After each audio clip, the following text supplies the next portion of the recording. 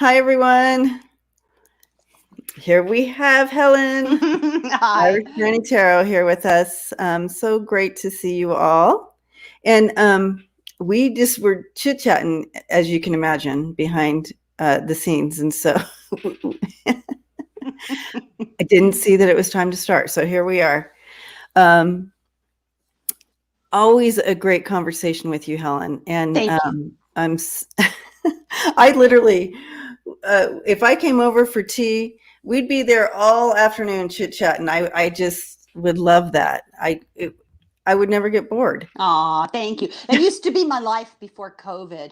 My friends would come over and, we'd sit for 4 hours. It's very hard. Easily sit for 4 hours. But yeah, now that is kind of out of our reach right now, although I feel like, I think the end of 2022, things will start being lightening up a little bit more. I'm still thinking it's going to be 2024 before COVID starts to lose its grip. But if we just be patient, it's a small amount of time in the larger scheme of things. Yeah. Yep. I agree. Hi, Ron. Hi, Bonnie. Hi, Constance. Some of my members here. Hi, Kim J. Love Mims. Love to see you. Okay, I'm going to go ahead. Well, so Helen can't see the comments, so I'm going to put this up so you can see. It's backwards. Oh, really? It's backwards for you? If I put up my right hand, I see it on the left. Okay. That's physics. I don't tinker with physics. Gotcha. That's right. And we have Heart and Soul Connected here, who's saying, I love it. Yeah. I love you too. Yep. So Jima's here saying hello. So I'm putting these up so she can see your comments, you guys, because she can't really see nice. the chat. It's very kind. Are you getting a little buffering? Me? Marvita? No, Marvita is getting a little buffering. Sorry about that. Anyways, you guys, so did you all just love the last book Irish Granny Tarot did for us? There it is, The Black Vault by John Greenwald. Oh my goodness. The reason I loved this book is because the evidential backing of it, right? Yeah. We can read all these books and we're like, ooh, yeah, oh yeah, that's, like that. But with this one, with that evidence, I just felt like it had that little extra oomph to it. How did you feel about that?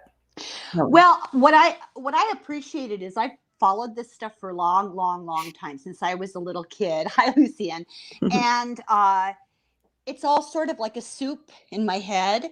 And when I have a conversation with somebody, I don't even debate this anymore. For me, it's a done deal. And people who are debunkers won't respond to facts. Skeptics, I'd like to provide the facts.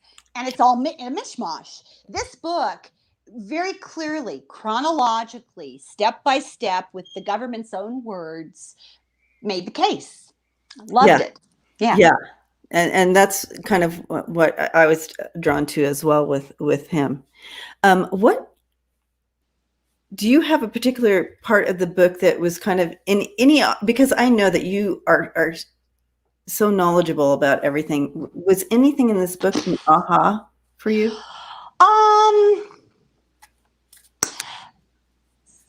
Not really, because I've read, this stuff is all out there. He did not really present anything new, secret. No, the problem is it's not in the mainstream. But if you've read a lot of the other things that are out there, many sources, and at the very last video that I made, I think I did 4 videos to cover the book. And at the very last one in the description, I have a book list. And those books actually are even more in depth. Oh, okay. And they're right here. I have them right here. Leslie Kean, who wrote for the New York Times. She was married to Bud Hopkins. That means, Oh. yeah. And she's also done a series on Netflix about life after death. She's a legitimate mainstream journalist who has just knocked the socks off of everybody. She interviewed international generals, Oh, the head wow. of the Belgian military, the head of the French. Yeah, this is global. And then this man is my absolute hero, Richard Dolan, who started out as a PhD candidate in American history, specializing in the Cold War. And in the process of doing his dissertation, he ran into this about UFOs. And Okay. he documents all of it, all governments. And Wow. yeah. And this can be a tiny bit more dry than the Black Vault, and there's an overwhelming amount of it. But if you start out with this, then the Black Vault helps to organize your brain. Okay. And I loved particularly the specific stories, like the one that he calls his favorite story. I also love because it's absolutely irrefutable. The Iranian Imperial Air Force story. Do you remember that one? Yes. Yes. Now, I have so many questions already. Okay, so on the gal that's the book that who's a journalist, are you going to be doing these books for us, Well, or that's just kind of more of the same? And it's more of the same. okay. It's more of the same. I could, but I would put some time across first, do other books, because otherwise it just gets kind of tedious. You're reading the same cases over and over, or very similar cases. In 1978 3 things happened, and they sound exactly like what happened a year ago in another country, and you start to feel overwhelmed by the data, by the facts, because Okay. it's irrefutable. It's Right. just true. So It's just like it kind of over and over again. yeah. And that's kind of why I pulled out the Black Vault, is because it did have that piece to it, though, of that backing. Now, what do you think about? I love that he put in the book the actual pictures of all the redacted. If you're a debunker, now he made the distinction. A skeptic is somebody who asks for evidence. Yeah. Doesn't have a mind made up. A debunker is somebody that will look at any evidence you have, no matter how absolute it is, and deny it. So I thought that it was fascinating that he provides all sorts of like Xerox copies. Is that the right term anymore? Nobody Xeroxes. Xeroxes. Yeah. But you're taking me back a bit, Granny. Sorry. Well, I remember when they did them in blue paper, and Oh, I know. And you get high off the fumes when you were in the third grade. But I think that if you are a debunker, you can just say, well, they've been photoshopped. There you go, Right. But the government, what it was so astounding, which the author made point of, was that he would send a Freedom of Information Act request out, and the government would send him a pile of documents, and on the top always was the same fact sheet for several decades. And the fact sheet talked about this: we've proven it's nonsense, we know it's not true, we're not looking at it anymore, in summary. And then a pile of papers this deep, dated after the fact sheet, talking all about everything else they've discovered since the fact sheet was written in their non-existent investigations, and the fact that they take it very seriously. They contact NORAD. NORAD is, that's who they called on 9/11 to scramble jets. Well, I live right next door to NORAD. Like, I'm on the same mountain as NORAD. Oh, wow. Well, do you think they'll let you into the mountain when it comes right down to it? No, they will not. I'll be one of those. I'm left to die out here, or whatever. You might as well put a big X at the top of your. Yeah, might as well. Might as well. I'm right here. Yeah. Well, the fact that that Canada and the United States military and governments both took it seriously enough to scramble jets when they have ICBM missile silos being flown over by unidentified craft, and neither Air Force knows who they are. They're freaking out. It's the Russians. They get in touch with them. It's not them. They immediately see that their ICBM, the missiles are being put offline. They're turned off. And then when they come back on, the codes are all changed. And this is happening over and over and over decades. This is not one time. And it was a tech bug. They can't explain it. So what do? They call these poor kids who are babysitting the red button. They tell them they're hallucinating, they're delusional, or they're inadequate to the job. These young people who have that job, it's probably the most responsible, grave job in the military, to have the nuclear codes, to be sitting in front of these missiles. And yeah, you described it. I mean, like they can't be anything in the no gambling, not even like a shopper. You can't do any of that. They have to be so stable and so kind of boring. They have to have no quirks, nothing questionable. And we're coming from the frame of mind of the military. So questionable, they're conservative. So questionable is anything, anything at all. So they have to be absolutely perfectly stable, perfectly dependable and responsible.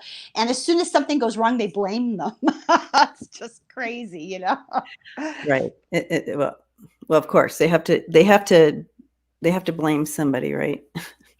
I think it's fear. We did cards on it last night. Oh. Somebody wanted to know why the secrecy, other than the fact that they're terrified that people will run amok, and which is kind of ridiculous at this point, because I would say that the majority of the public knows these stories, and of that majority, the larger chunk thinks there's something to it. People already know.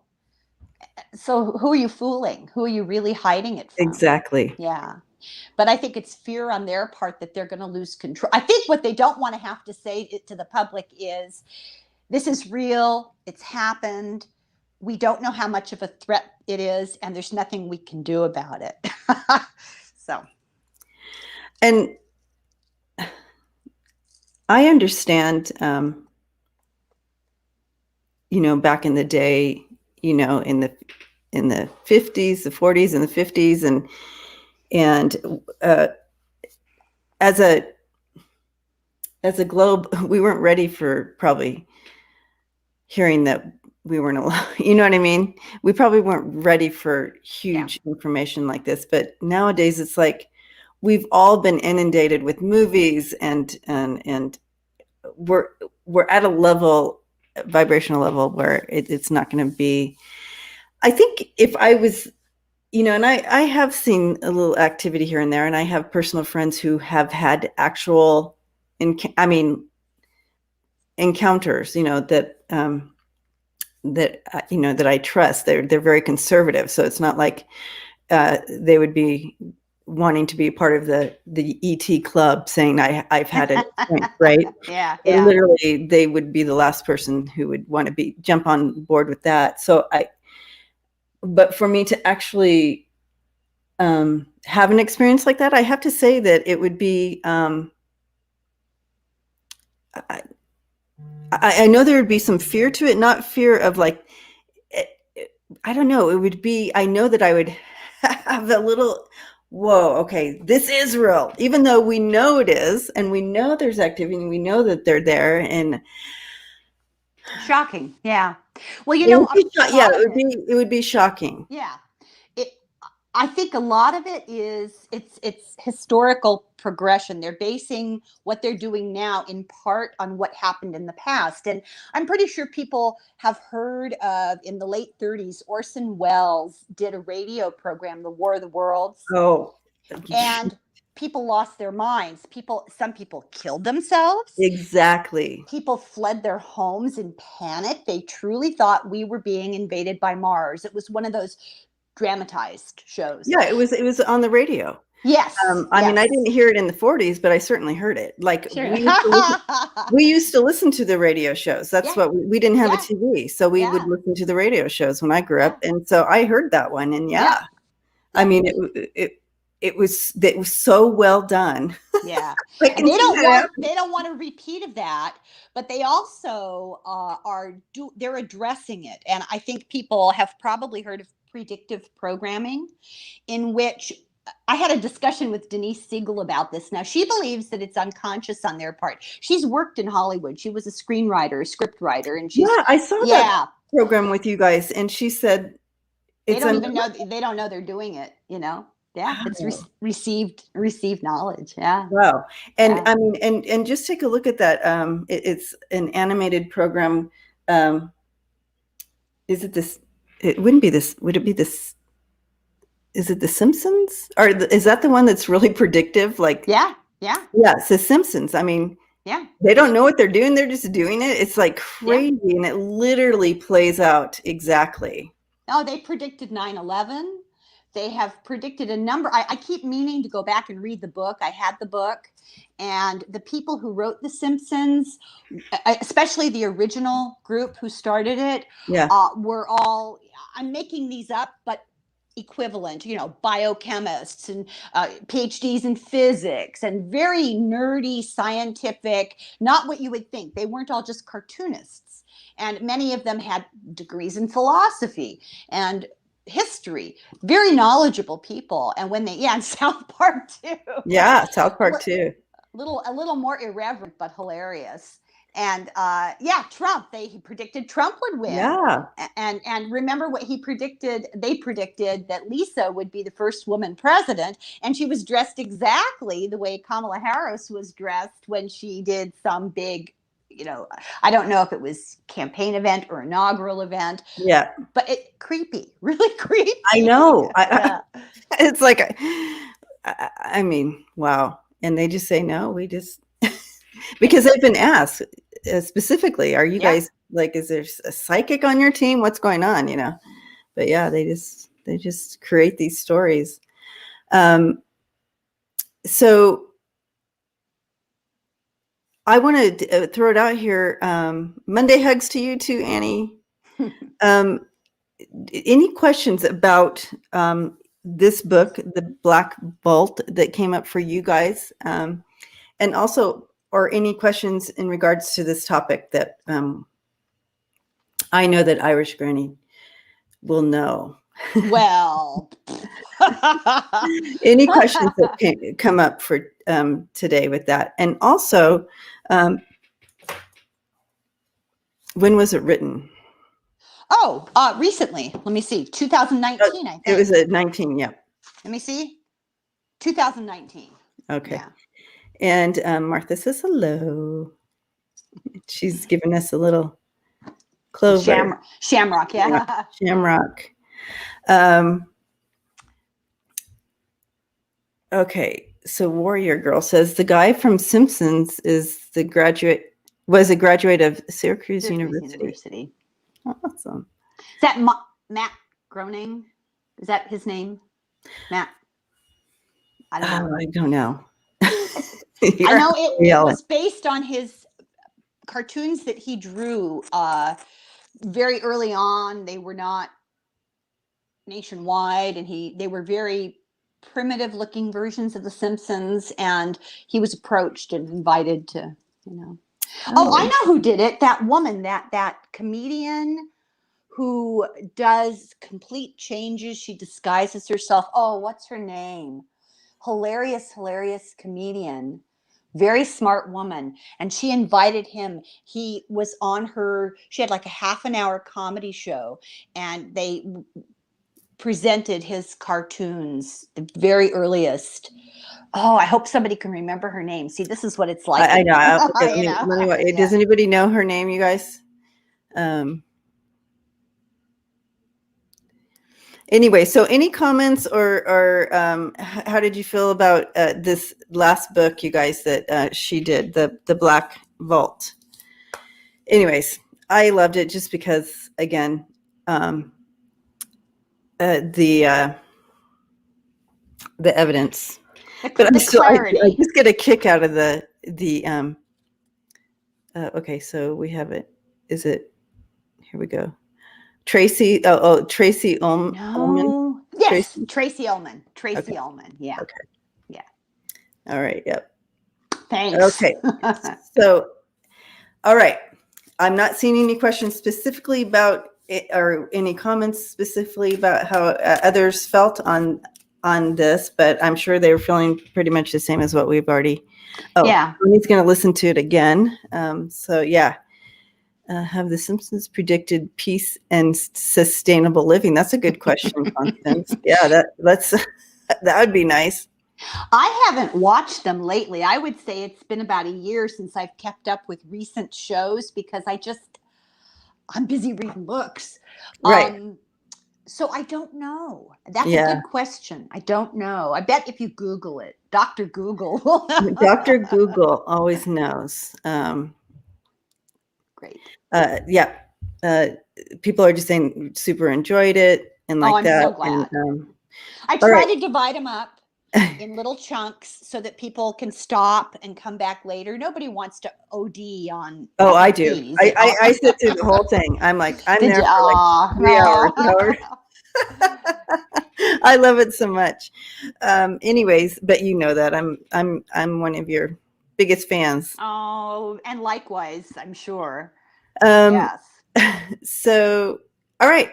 So let's just open it up then. If anybody has any questions in regards to this topic, any ET questions, Lucienne, yeah, and or current events, political. Any questions? We're going to throw some cards today. We're going to read together. Lucienne Multigrazzi. We did a little Italian a few years ago, my husband and I, and managed to butcher our way across Italy. It was pretty fun. So that's all I remember. I think they're just, I feel that, well, I know for me, I was just reading a comment. For me, you know, when people come here and they try to, she says, prego. De nada. The list is in the description. Right underneath the description, I usually put entertainment purposes only so they don't come after me. I'm very afraid Vladimir Putin is going to poison my clothing. And then underneath that, I put the book list and a podcast. But okay. Here's several of the books. I'll just hold them here for a minute and you can freeze it maybe. And they can snap a picture of it. Yeah.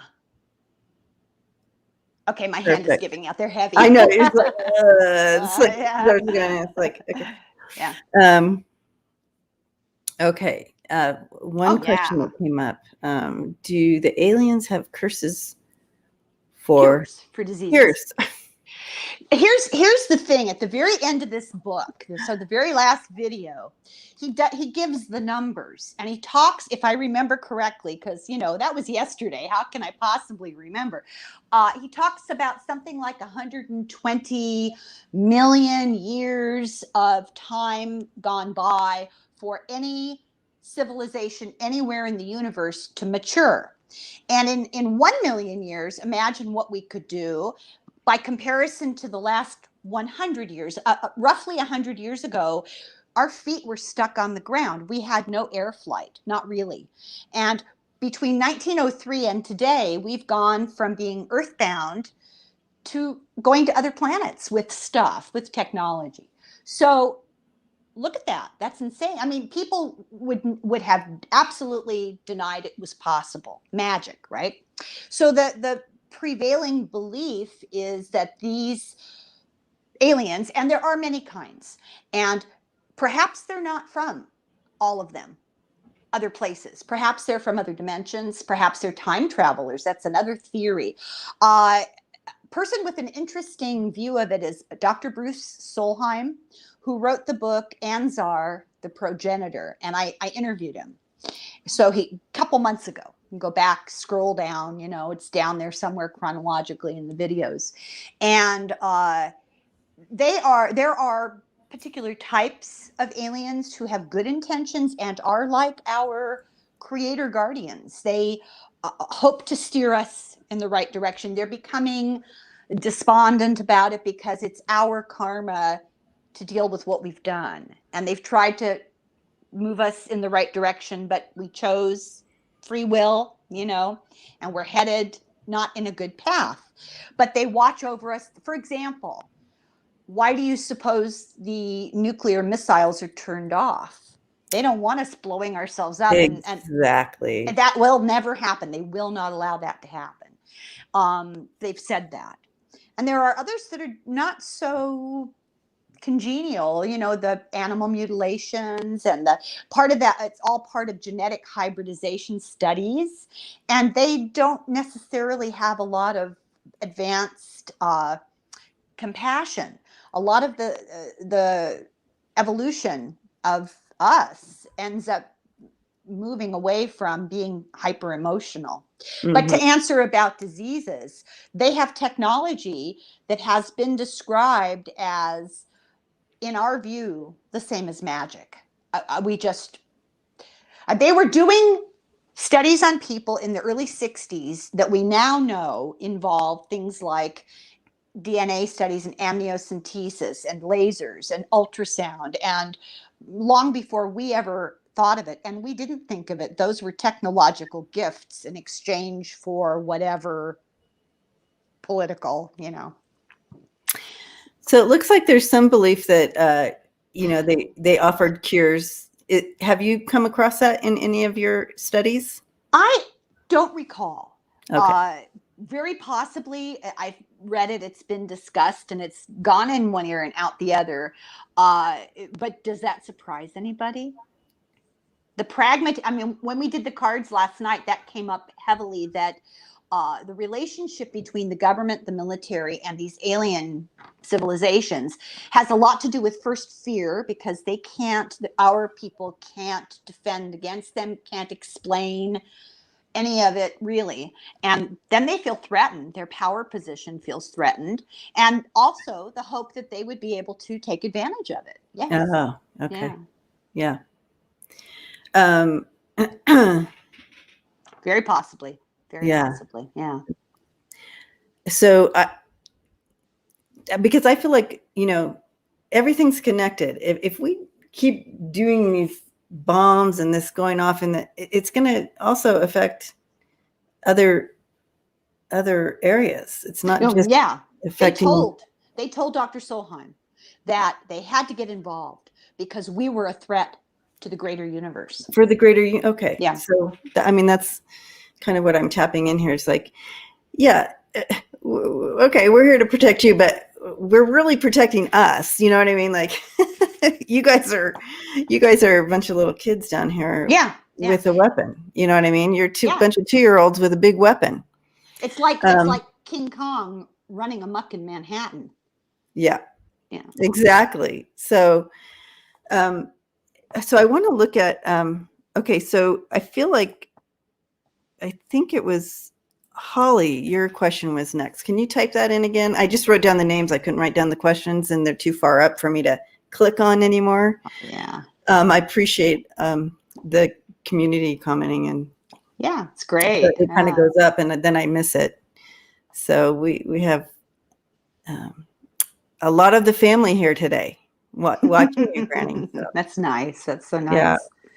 And it's really important to get this information out there, set people on the right path to understanding it. The more all of us, the more people, and the more we understand it, the more equipped we are to deal with why we're here, what we're supposed to be doing. Yeah. There's so much expansion with this conscious awareness of that. And so it's not a mistake that all of a sudden this has become a discussion everywhere, and a huge discussion here on, in this platform. You know the story of Travis Walton in the 70s? Be blessed, warrior girl. Thanks for hanging out. She's heading out. Oh. Travis Walton in the 70s was a young wood guy, in the forestry worker. And he got zapped and taken up. And the only place you would really be able to watch or learn about it would be the National Enquirer at the grocery store, and late night movies that were just laughed at, TV Guide, and they would, dismiss the whole thing. Very popular movie, Fire in the Sky, but not considered. I mean, it was up there with Saw and Elm Street, dismissed. So things have improved. A little bit, yeah. What kind of ETs are living in the oceans? Yeah. Have you come across any? Just the fact that they are, that there are. Yeah. There's supposed to be something like, I'm making a number up, but it's close, like 7, 11 different species, kinds of ETs. Here? Yeah, they're the little gray ones with the big heads are there. There's different kinds of them, and there's the very shortest ones are sort of regarded. I think now they're regarded as sort of what's the word I want? Like cyborgs. They're like robotic a bit. Cyborg. That was a perfect description. Cyborg. Oh, yeah. Thank you. And then there's the tall blonde Nordics. There are ETs that look just like us and live amongst us, which blows my mind. I know. And then there are those that shapeshift. They can be whatever they want us to see. There's discussion about reptilian looking ones, which is problematic because for the human animal, that's a fight or flight type of vision, to see a reptile. Most people go, ooh. Harry's mom wants to know if you've ever come across any aliens that look like grasshoppers in your reading. Yes. And praying mantis. Oh, praying mantis. Okay. Yeah. So that's probably very interesting. Harry's mom is coming to us from Italy, by the way. Oh, where in Italy? Where in Italy are you, Harry's mom? I forgot the actual. So what I'm sensing here is there's really 3, and again, I'm just tapping in, and I'm getting that they utilize that, but as far as I'm getting 3 specific types that possibly are actually living in the ocean, that stay under the sea.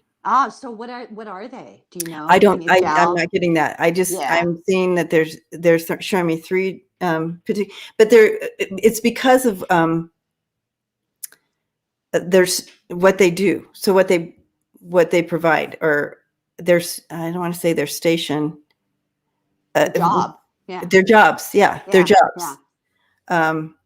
Well, I did. You said you have the different grays. There's different jobs because right. Yeah. Go ahead. No. Well, so, I did read about, and now of course, I'm not going to remember any of the details, but I want to say Navy, could have been Coast Guard, a boat full of military sailors, and they were on some sort of exercise or something in the middle of an ocean, one of them, and up came a UFO out of the sea, flew around them and went back down. And this was witnessed by the majority of sailors, captains, admirals, whoever the hierarchy. They all saw it, all of them. And I don't know if I saw that in that documentary. I know I've heard about it several different times from different sources. And they don't deny it. They said it happened. Now, these are people that are given enough credit to do the job that they do for the government, for the military, and then get laughed at and dismissed. Those 2 pilots, the Air Force pilots who sat in front of the camera in that documentary recently and were very uncomfortable. They were squirming in their seats, but they were determined to get the message out. And they were nose to nose in their fighter jets to some thing, and it was not U.S. military. It wasn't earthly military. It was doing maneuvers that are against the Newtonian laws of physics.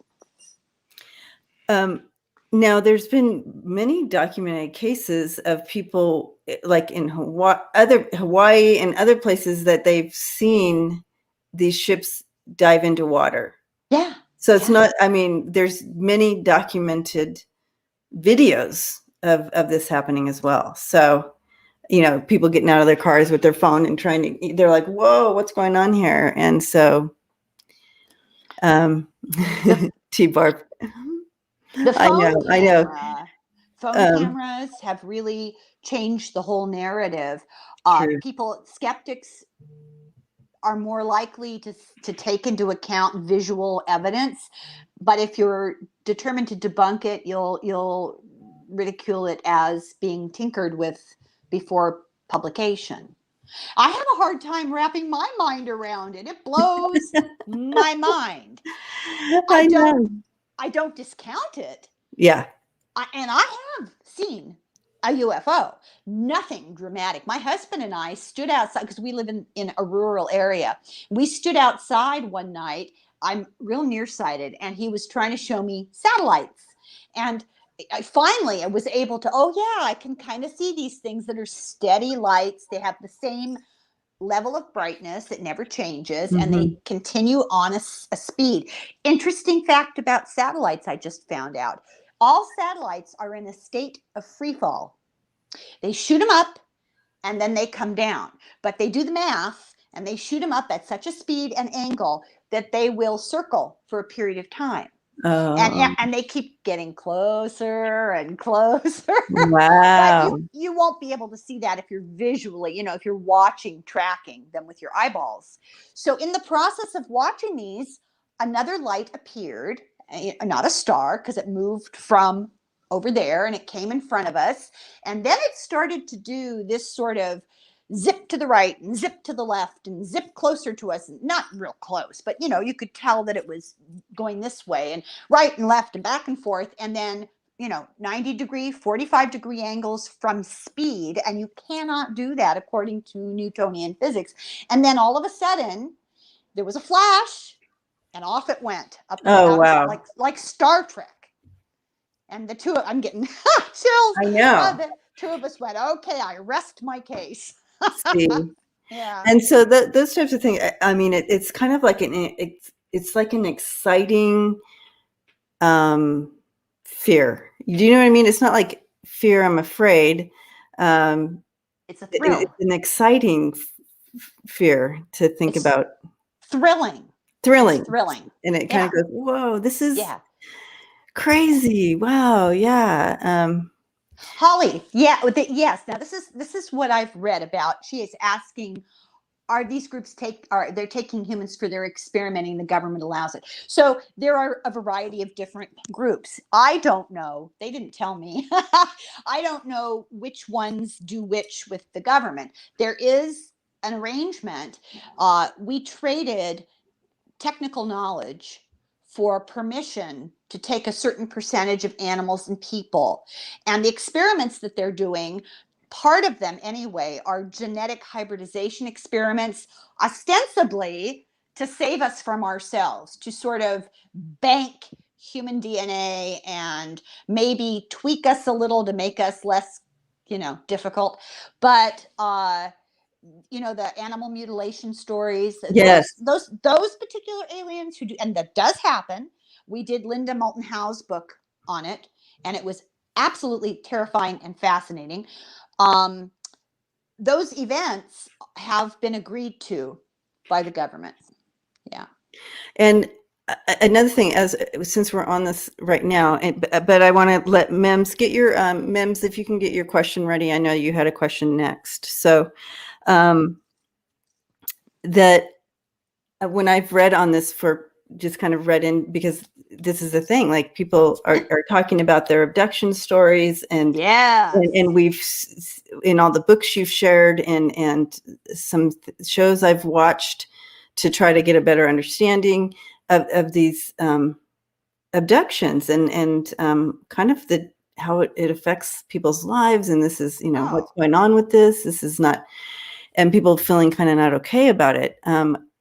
What I got from my spirit team about these abductions is, how, depending on your belief too, if you believe that we are part of making our contracts before coming and having this human experience, and we're like, we want to face some of these challenges for this type of growth and so forth. What they were showing me with that is that part of this, even the abduction, is it was put in your contract that you wanted to be part of helping this this connection and Yeah. and this bringing understanding. It's very similar to us, we sign on our license that we want to be an organ donor, donor. right? You know what I mean? Right. It's kind of, Yeah. it's similar to that, but on a larger scale. Yeah. And that, because, and if you take it a little deeper, you might have been part of the team, our ET family team in another life. You know what I mean? So you're like, okay, when I do my human stint, I'll, help with whatever needs to be as part of their understanding or like yeah. that. Yeah. My understanding of it, and I could be completely wrong, so take this with a block of salt, but the basic idea that I have gotten, the person to really ask about this is Denise Siegel. I know, Denise. We need Denise. I know. Where's Denise? What I kind of grasp is that when you die and you have a life review and you decide what you still need to learn, unless you evolve, what you still need to learn, you have choices. You don't have to come back to Earth. You can go elsewhere, another dimension, another galaxy. It just depends on specifically what you need to learn and what that particular environment could offer you. It's purely choice. We are them. They are us. Some of them are us in the future. Some of them were humans and their spirit has gone elsewhere. And we're all part of the larger source, whatever you want to call that. Right. And the fear, we as humans, we're primitive. We're unevolved, both physically and spiritually. And so when we're presented with these big ideas and these facts that are overwhelming, we have a physiological fear reaction. But if we can really prepare ourselves mentally and spiritually to face these things, then we realize we can move beyond the fear. And there's much to be learned. There's guidance to be given. They're in their perhaps clumsy way are trying to help us. It's hard for them to understand our primitive fears. It's like dealing with, dealing with an insect, and we terrify them, and we don't have any concept of that, And I'm not belittling people, because no, we're great. We have enormous potential, but the difference in sophistication and evolution in understanding of the greater plan is so huge of a difference that we react, like scared kittens, and they just shake their heads in despair. What are we going to do with these things? And we are them. I mean, they are us. And there's no real need to be terrified, but you tell that to somebody who's levitated out of their bed in the middle of the night. It's petrifying. Yes. Of course it is. Yeah. Okay. So I don't see Mim's question coming up yet. However, Lisa was bringing up a good point about the RH factor, the RH negative. There's Mims. Thank you, Mim. Have you done any reading on that? I'm RH negative. I'm RH negative. I'm one of those aliens. So you are. You are genetically a throwback. What they did at some point, this is what they've told whoever I read that I don't remember. At some point, they did hybridization with the rhesus monkey to end up with us. I'm not saying we're half alien, half rhesus monkey. It's far more complicated than that. But we have some of that genetics, and that's the RH thing. Also, according to the National Enquirer, and now I believe it's true, if you have red hair, mine used to be red before, and what was the other thing? Red hair, and if you have any kind of a psychic tendency, you have more of a genetic tie that the veil is a little thinner for you. Okay, so I guess this was really Patricia's question, but Mims wrote it for her. Thank you for that. Oh, Spirit Whispers in the house. So so when just on the RH factor, and I just have to talk about myself for a second. Lisa likes when I do this, right, Lisa? Anyway, having that RH factor, you know, I didn't know anything about anything when I was younger about ET. It wasn't my thing. I was a mom. I was, you know how you get, you're just mom. Oh yeah, yeah. And but my son, my daughter has the RH factor as well, but my son always felt so different, and so I always told him, you know, Ben, I have a secret for you. We are actually aliens. We're actually ETs, and that's why we're different. But that's okay. I used to tell him that all the time, and so to try to make him feel, you know, okay about his difference. It's like, you need to be totally you because you're perfect, and like blah, blah, like that. So I used to tell him that all the time, and then it came out later. I was seeing these studies on RH negative fact. Well, You worked, yeah. Yeah. Intuition. Anyways, so thank you, Terry. Anyways, so that's my RH negative story. So you I mean, maybe I shouldn't ask personal medical questions on the air. So you had it okay when you had your children? It was okay. Oh yeah. So no, I had a bunch of miscarriages until they figured, they're like, oh, you're A negative. I'm like, yeah. And they're like, oh, well, here's your shot. And but my daughter was born and she has A negative blood. And that's when they figured out that I had A negative blood. And so that's when I had my son, Ben, who he was I think he was B positive or something. But, that was the other thing. AB blood. AB blood is more alien. Ooh, so maybe he was more alien than me. I had red hair and AB blood. Oh, so. Look at you. Yeah. Anyway, so all very interesting. Yeah, Holly said her daughter needed the shots too. Yeah. And those weren't fun shots, I can tell you. No, tough. Thick stuff they're putting in you. Anyway, all right. So Mims has, or Patricia had this question. A little boy named Boris in RU. Russia. Thank you. Thank you. Says he is from Mars.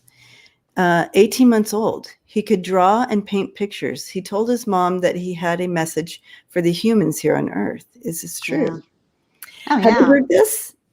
Not this specific, but you hear about children remembering past lives all the time. I believe it's a memory. Yeah. You know the story of Seti. I did a video on this book a while back. She was a little girl in England who fell down the stairs and was pronounced dead. And when they came with the paperwork to cart her off to the morgue, she was sitting up eating a cookie or something. And her parents were furious with the doctor. And the doctor said, listen, I'm not that much of a fool. This child had no heartbeat and no respirations for like an hour or something. So she woke up being obsessed with ancient Egypt, and at the age of 16, ended up taking off and going to at the age of 10, she would leave school and go to the British Museum and learned everything she could from, as it turned out, the old wise university professor who was in charge of everything Egyptian. And he took her under his wing, and she went to Egypt, and she was able to instruct the archaeologists, world famous archaeologists, about a dig of a temple that they did. And she claimed to be the young virginal priestess at the age of 13 who was taken in by the temple and was meant to always be part of the temple people. And the pharaoh fell in love with her. And so it's this little bit of a romantic story, but she claimed visitations by the pharaoh even in modern times, and knew how to read ancient hieroglyphics and understood all this stuff that archaeologists weren't able to explain, and lived her entire life in Egypt as the authority of this particular temple complex. was able to tell them, well, why this building was here and what it was for and what they used this for, and blew them away. They could not believe, well, how does she know this? Because later they would be able to prove it was true. I mean, yeah. See, I'm telling you. But to answer Patricia's question that Mim so graciously rewrote for us, is that I'm getting a yes on that. This is true, and it's just like one of those we're hearing a lot. In fact, I just met one of these little kids that, you know, he's black, his family, and he's like my white mother was, you know, like, and so he remembers this life with his white mother, taught him how to plant a garden, you know what I mean? So, and he's like this little he doesn't even know these, and he's pulling these words out. So we're getting a lot more of those, or we're just being more verbal about it, or understanding it, but more open to listen and not negate these memories of that are coming in with these kids. Right. But pretty amazing. And this evidential author, Linda Ware, thank you so much. This author did a whole thing on Netflix about, it's a series about life after death, and that little boy who thought he was a pilot in World War II, that story. Yeah, I've seen her. I've seen all her stuff. Okay, so that's her. Okay. Yeah. Thank you, Linda. Blessings to you. So let's see. What else I feel like I was, but anyways, yeah. So I'm getting a yes on that is true for him. I feel like we may start hearing more and more of those where they're remembering things like that. Yeah. The veil between lives is thinner for children, and in general their paranormal abilities are greater, and they're socialized out of them, and if we can nurture that, it'll remain. Mm-hmm. Yeah, let's keep nurturing, let's keep talking about it, bring it out. The YouTube for NDE stories. Yes, those are great. Those are awesome. And Marvita's asking if I'm still writing the book. Yes, I am. I'm in a little bit of a writer's block right now, but I had some download last night, so I'll be working on that today. You know how you get right, and then you're just like, all of a sudden, it's a true thing. It's like a frozen mind. I'm like, is it about your life? It's about my life, and kind of to the spiritual awakening, and just how I got there through really the death of my son and how he awakened me.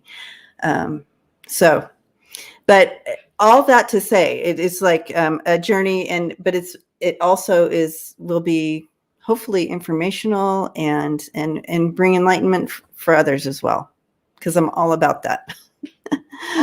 I want people to catapult into their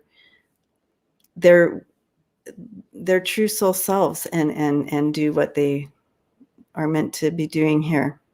Well, I get dibs on interviewing you when the book comes out, and I want to be on the pre-order list. Awesome. It's called Butterflies and Whiskey. That's great. That's a great title. Yeah, great. Yep. Anyway, so I'm looking here. I think Andrea, you had a question. If you could throw that back up for us.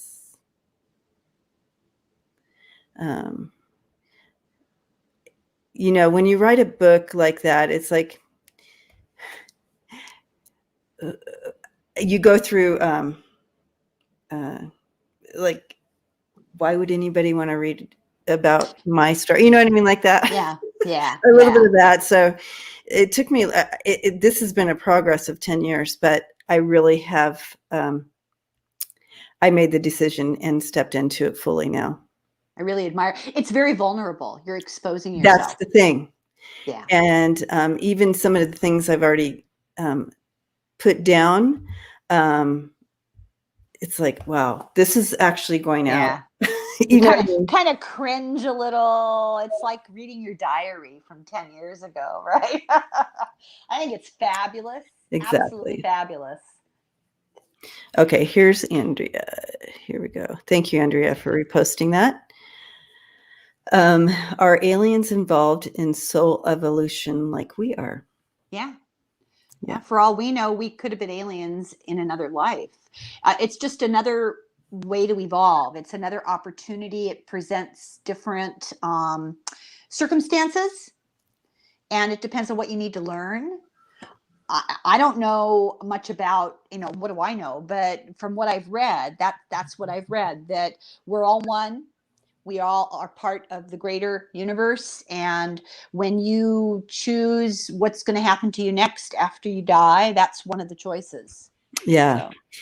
And from what I understand, and I feel like I really glean this from some of the books that you've brought forth, is that it's kind of like we're like the school of hard knocks down here. Oh yeah, okay. It's hard. Oh, Earth is like going to postgraduate school. Earth is really hard, really, and being a human being has challenges like nowhere else. And if you can move through karma in this lifetime, it gives you the most opportunities to progress. Yeah. So they're like, I'm taking one for the team. I'm going down, and I'm signing up for you to take me up and whatever. It's just so hard. Yeah. All right. So I feel like we went through those. Did I miss any questions, you guys, on that? If you have any more questions coming up, please post them. And also, we're open to look at anything happening in our what's happening this week, what's coming in. You know what I mean? I know. Oh my God. I had an absolute fit last week about Texas. Oh, yeah. I know. We had our rant and rave on that one. Yeah. I do feel that it's going to be blocked. We're not going backwards, you guys. I feel like this was just another place that needed to expose its underbelly. Does that make sense? Oh yeah. I'm seeing something really gross, so I don't want to say what I'm seeing, but that, when you, I don't even want to say it. I don't know why they're giving that. As far as the underbelly, yeah. You just have to bring this poison up, when something's infected, but it's underneath. You may grow something over top of it, but underneath is the infection, and it starts to. So it needed to be totally scraped out and exposed, and Lancing. So this is what's happening in Texas right now with that. That's what I'm being shown. My heart goes out to the women of Texas. This is just, I hear a lot from women in Texas who are really upset and kind of stuck in this situation. It's like they're in Gilead and we live in Canada. It's awful. Yeah. And it is awful. But I just want everybody to rest assured, I do feel that this is just about scraping, bringing it all to the surface, instead of, that layer of, and then it just festers more. You know what I mean? I know that's gross, isn't it? I'm like, and you guys. Nah. But that's what they're showing me. That's what they're showing me. So that's all. I've cleaned those things. It's okay. Oh, okay. So you're good. You know what I'm talking about. No wonder I'm getting that, because I'm sitting here with you. Patricia says, thank you for answering the question. Oh, you're welcome. Okay. So we have, what's the difference between starseeds and ETs? Ooh. So will you define starseed for me? I think I know what they mean, but Okay, first of all, before we get there, yes, Terry, that's what I was seeing in the beginning. She said, Doctor, Dr. Pimple Popper. Pimple popper. Oh, But I didn't want to say it. I didn't want to say it. It's too okay. gross. Okay. Anyway, back to this. Star seeds, from my understanding, you guys can help me out with this. Star seeds are those this generation that has been born now that are these star seeds. They're literally being brought in for this shift with the ETs coming, with it all being That's coming in. what I thought. So you're talking about starseeds are evolved souls born on the earth in human bodies, bringing us the lessons that they know, the guidance that they have. ETs are evolved souls, for the most part, born elsewhere, who come because the technology is greater. They're coming from advanced civilizations or advanced dimensions. The starseeds are working within our context. That's my take on it. I'm no expert, but that's how I feel about it, that they are just advanced human beings. Yeah. And ETs are advanced spirits from elsewhere. And Flower has starseeds are born human, but identify with the spiritual awareness of their ET recent lives. Oh, that's kind of what I was getting at, but something like, I think we are all on similar pages, but yeah. Well, that actually kind of goes farther than what I said, because what she's saying, and I would agree with this, is that the starseed souls have already experienced an ET existence at some point, and bring that knowledge and that evolution, spiritual evolution, back here to Earth as little babies, and live here. Yeah, that's wonderful. It's really, and that's kind of parallel to children are more in touch, and we need to nurture that, and when that's so funny that you brought that, Lucy, and that's where I'm at right now in my actually writing. I'm literally staring at my brand newborn, literally placed in my arms, daughter, and her eyes, she wasn't crying or anything, she just looking at me, and this stare, and it was like this amazing ebb and flow of energy between this little human that just came out of me, and I'm looking, and it was like she knew you, of course she did, but this like she knew stuff. It was like she already lived so much life, but she was then now in this little package that I got to take care of. But anyways, yeah, so that's interesting. Wisdom. But yeah, my first coming in. When my first was born, I 100% identify with you. My husband and I looked at her, and she looked at us, and we looked at each other and said, "Oh my God, she's 90 years old." Oh, shocking. I mean, shocking how much wisdom. Yeah. A lot of people are sharing that same example of their children coming in. It's just like, yeah, and I knew her for sure. Oh, yeah. I just don't want to miss any of these. Some of these are, I mean, you guys, thank you for this conversation. It's just so interesting. Beautiful. Very interesting. You can tell if someone is awakened. Yeah. Patricia says her daughter is a starseed. Yeah. Young people, I don't know how much of this has to do with environment and socializing, but I see in my kids now kids, they range in age from 40 to 26, but they're much more in tune with concerns that wouldn't necessarily have really crossed my mind when I was their age. They're all vegan because of cruelty to animals, and we have to protect nature. And everything they do comes from that context. They're very ethical about everything. Yes. Which can get kind of tiresome. But but we need that. We need, right. Yeah. And just like Greta Greenberg. Yeah. I mean, we need these kids. Spirit Whispers, thank you for hanging out as long as you have. Blessings to you.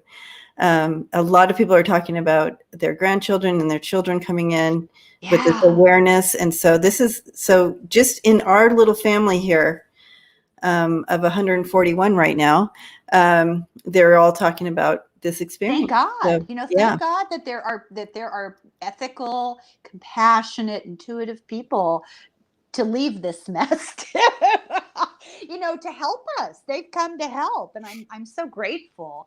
The question, how to detect if you had a past life, I think most of us have had past lives, or else we would be, I would guess, now this sounds kind of arrogant, well, but I would Elena, guess, the fact that you're here in this family right here yeah, tells you that yeah. you've had many, many past lives. Yeah, because you're thinking about it. Yeah. You have expanded into this consciousness. Right.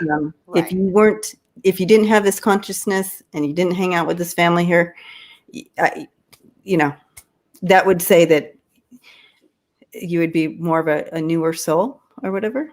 Yeah, and we did that book last week, week before, by Dolores Cannon, Jesus and the Essenes, a book that I struggled to even open. Yes, that was so good.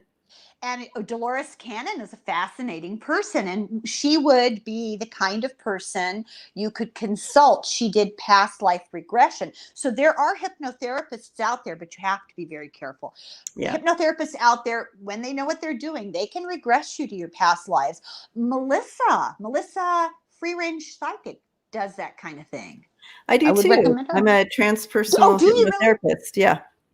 I knew you were. I thought you were, a counselor, but I was that too. I was that too. I mean, I have a little bit of my traditional job was in, many things. I retired from the healthcare, but yeah, I was a psychologist. I did psychiatric stuff in the ER and hospitals, and I was a professor for a while. I was a school counselor. When you're in psychology, you do a little bit of everything, and private practice and all that. A little bit of everything through my life, and I feel now I'm finally in my right. I'm aligned. Are you able to regress yourself? I have had experiences where I can meditate, and I can ask and get into those spaces and kind of go on a little bit of a journey myself. But the first time it happened to me, I actually was in a dream state, but it was so real.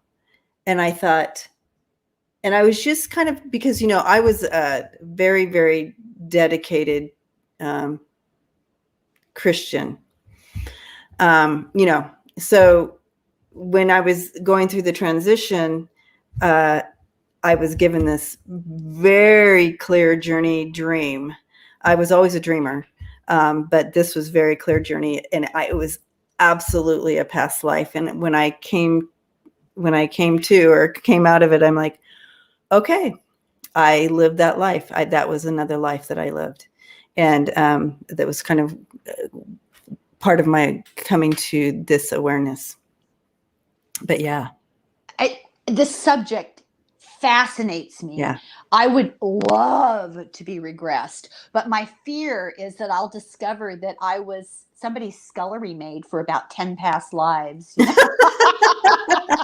You're like, I need to complete that one, and so I don't have to come back and do that again.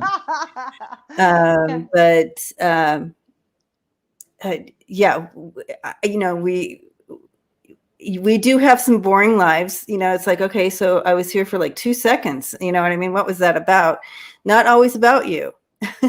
Sometimes it's about what you've signed up to help others with, right? Yeah. And because it's like, wait, did you learn anything? So, you volunteered, and not always. You're not going to be Joan of Arc, and you're not going to be, I hope not. She came to a very bad end. I would not want to be Joan of Arc. I don't know why anybody would want to be. Yeah. So not always these things, but very important. You are very important. Every single one of us, very important to the whole. And so don't negate just because your name is not in a history book that it wasn't important. It all is.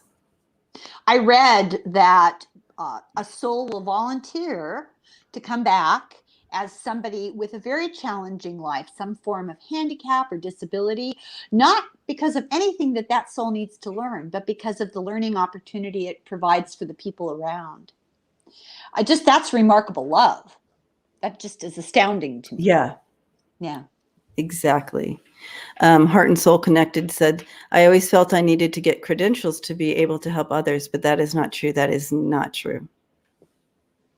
And just because you have credential doesn't mean you help other people. Oh, no. Just know that. No, you can learn more from the person sleeping in a tent on the street than you can from an expert sometimes. Depends on what you need to learn. Amen. Yeah. Amen. Be open, and we're all connected. We've been there. We've been you. We've been them. So keep that in mind. Okay. Has Granny read any of the Law of One and the Galactic Council?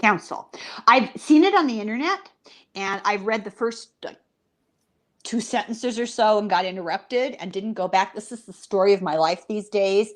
I'm receiving an awful lot of suggestions from people, which I totally appreciate.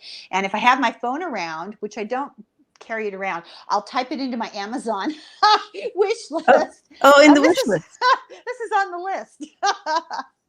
Yeah, things I need to get to. So no, but it's very interesting. You know, Helen, we have such a loving, supportive family here. Yeah, you can tell. You put your wish list on in your community page. You might have some great Christmas presents. But then you might get 2 of something or everything. Something. Yeah, this is. I have to say this. This has been a revelatory experience for me. When I started doing this in January, it started out mid lockdown as just a way to entertain myself. I started watching YouTube readers and doing the cards with them, and psychic stuff runs in the family, so of course I veered towards that.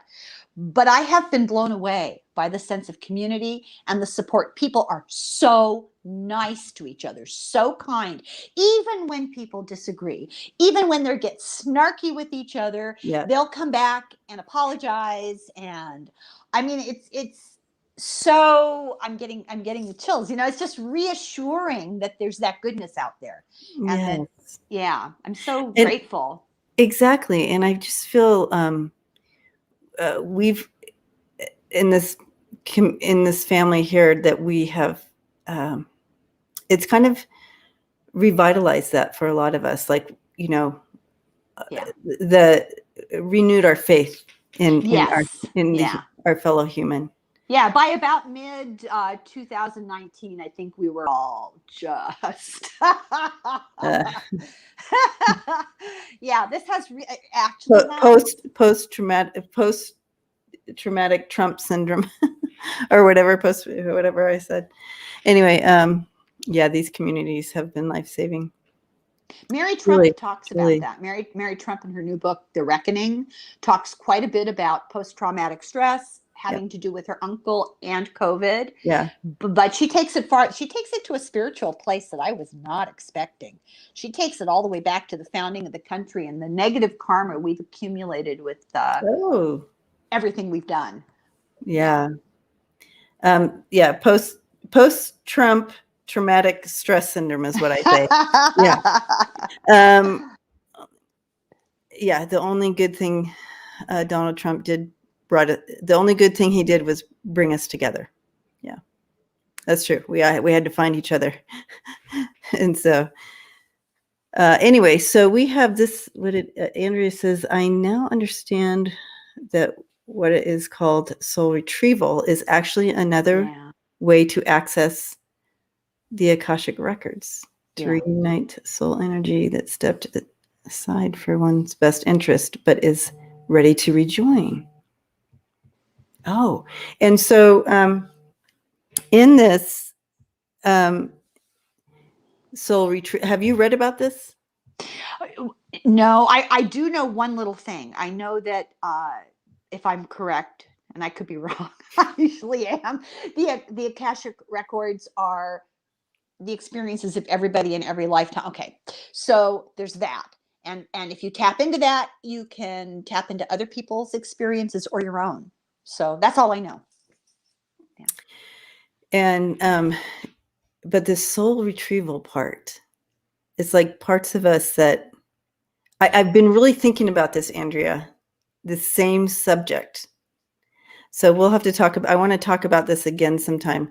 This has really been on my mind. I feel like there's something important about what we need to know about this, but I'm not ready to really talk about it right now. But shaman Sonja Ingerman is a gifted soul retrieval shaman. She is on the internet. Awesome. If anybody wants to, she probably talks about this a lot, Andrea, right? Yeah.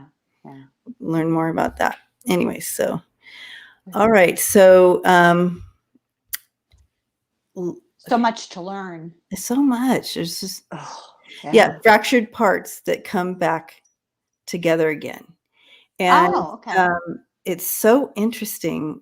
This is something that has been brought up for me. So I know this is usually when there's some synchronicities happening. I feel like it's going to be across the board for a lot of us, that we're going to start seeing these fragments, understanding these fragments that are coming back now, that we're separated. Some of this separation, however, not only from past lives or whatever, I've seen a lot in my work, as we fragment ourselves through trauma, and retrieving those fragments to become whole and in this lifetime, right?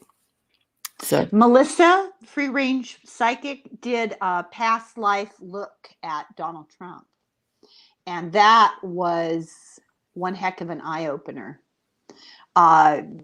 Very detailed. I won't go into it. You can just imagine. Yeah.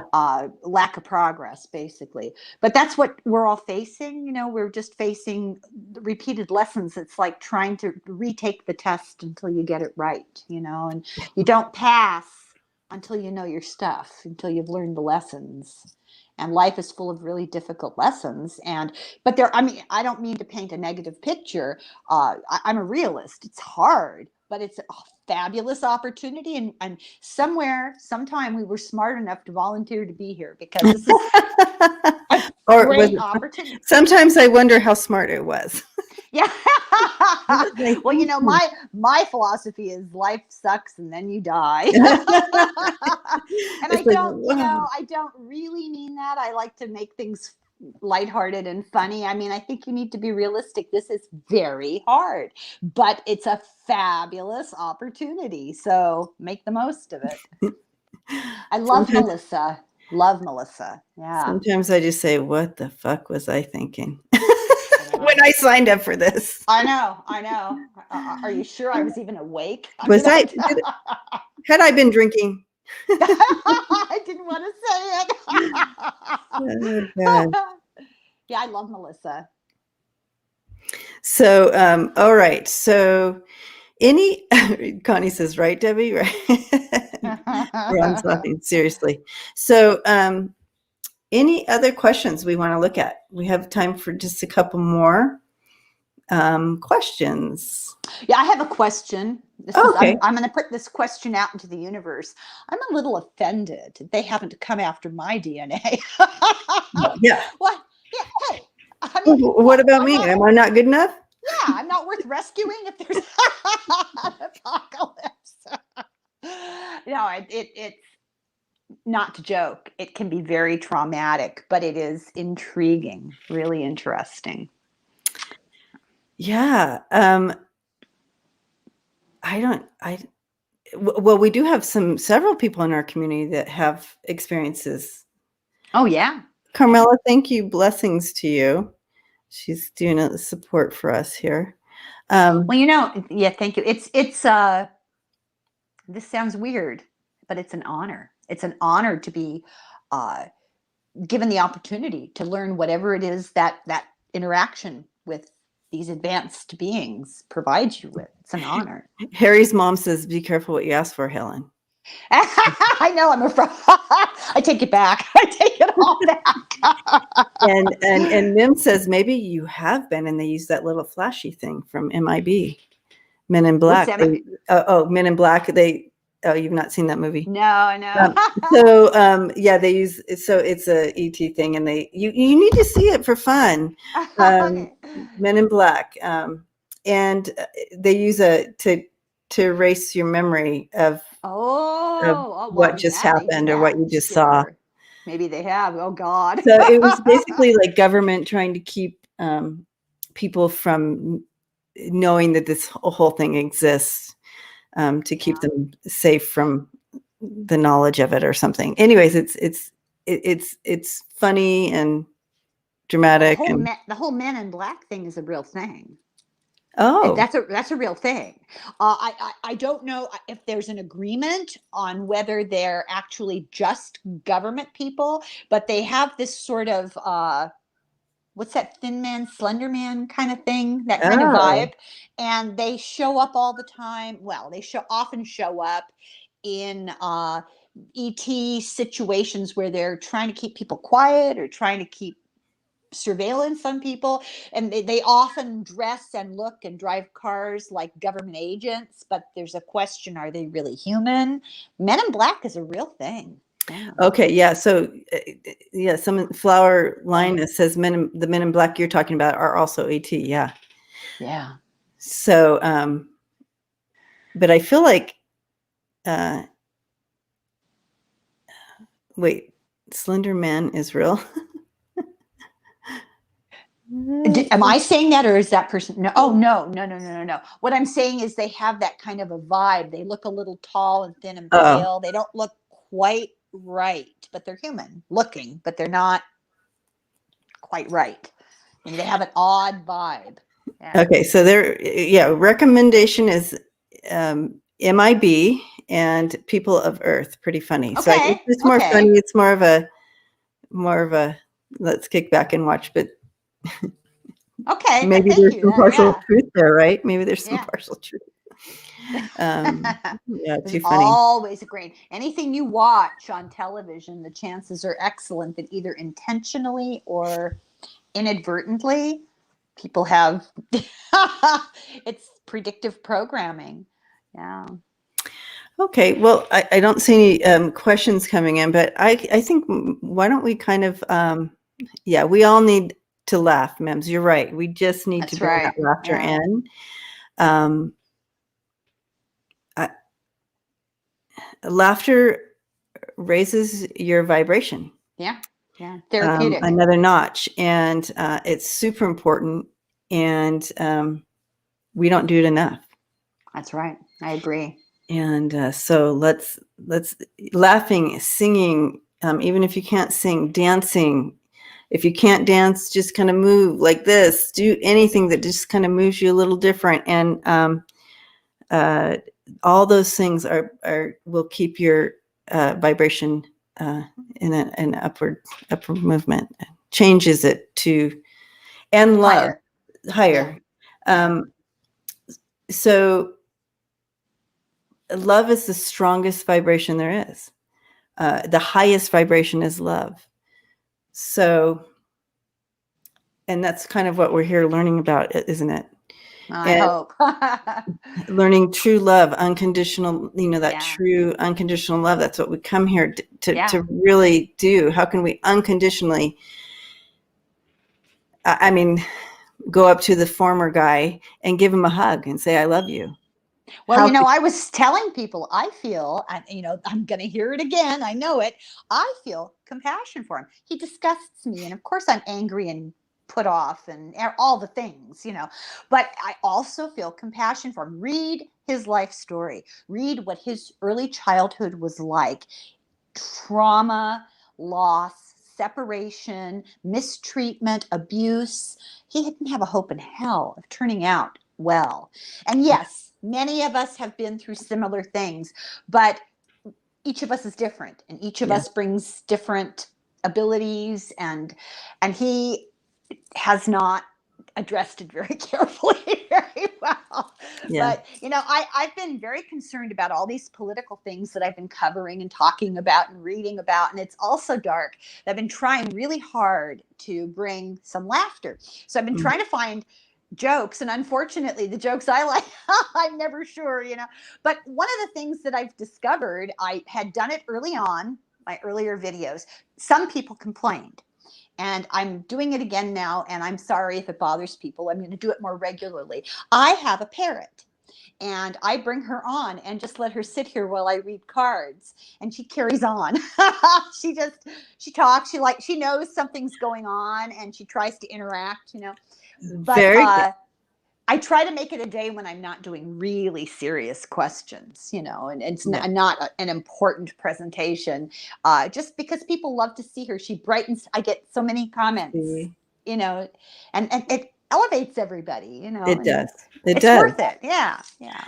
And all the emotions that we experience here on Earth are important, whether it's anger,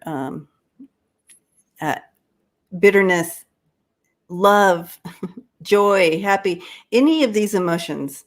We've been told from early on, if you're my age, don't be angry.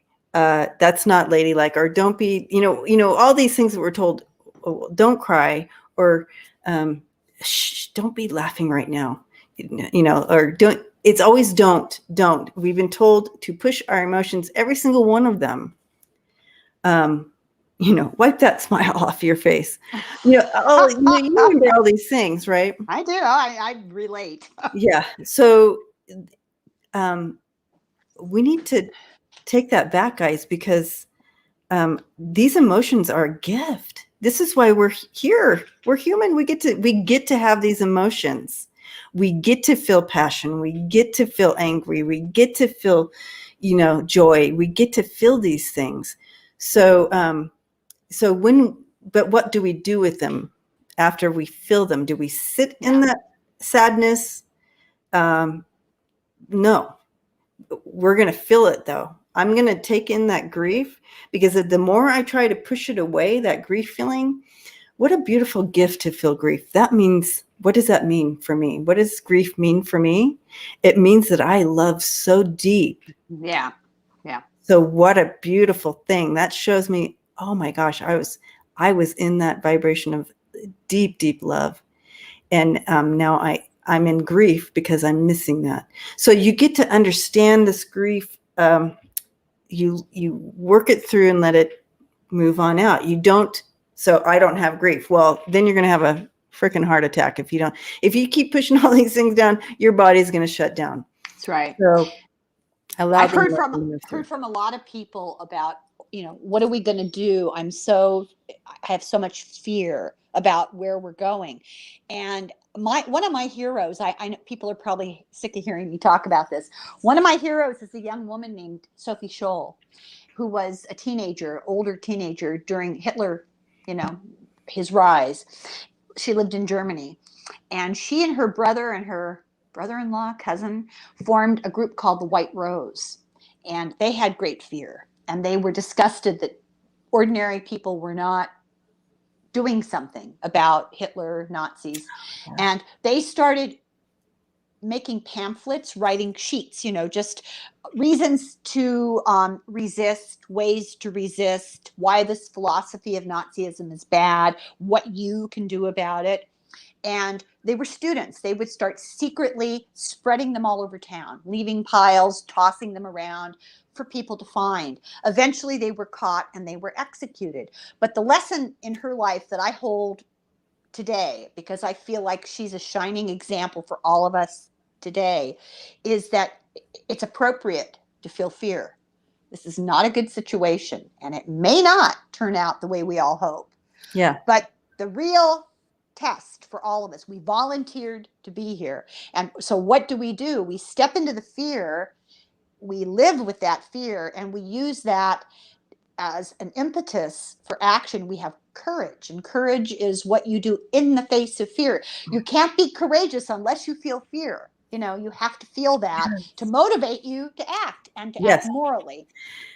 So all these emotions is just an opportunity for movement. So when you, like you said, when you're feeling the fear, this is an opportunity. Yeah. How can we harness this? What can we do with this emotion that we're feeling right now, which happens to be fear? So, and also sometimes that fear comes in, and it's a warning. So, you know, so spirit uses that as well. But yeah. Well, Denise is very funny because she says, so everyone's afraid because ultimately we're all afraid this fascism will take over and we're all going to die. She goes, so what? We are all we're all going to die. Yeah. It's how you go down that matters. Right. So how is it going to spur action in you? So it's a new opportunity. The emotions are an opportunity for growth, always, and movement. So for the soul past, that's beautiful. I was just sorry. I'm reading some of the. Well, I was digesting what you said. I love how you say that. That was beautiful. It's really a perspective, a good perspective. I'm grateful for that. An opportunity, yeah. Well, blessings, everybody, and thank you, Lucian. Yes, so tonight is Ladies' Night, Women Empowering Women Night. So we will be on Lilac Lantern's channel tonight as we look at 3 amazing women from our history. That it's a secret, right? You won't tell us now. We can't tell you now, but darn it!